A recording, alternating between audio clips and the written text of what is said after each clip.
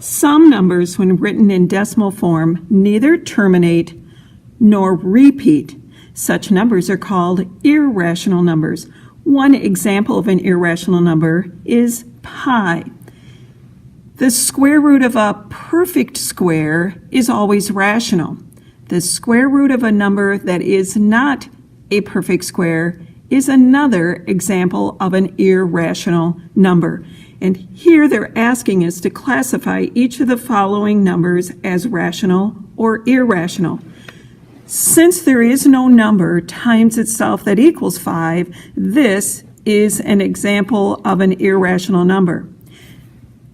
The square root of 625 is rational since 25 squared is equal to 625.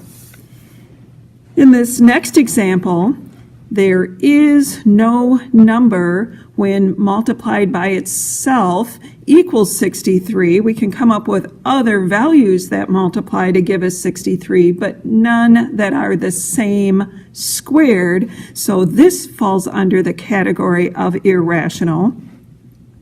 And here, the opposite of the square root of 36 is rational, since 36 is if we take the square root, is 6, since 6 squared equals 36, and the opposite would just mean our solution is a -6 for this particular radical.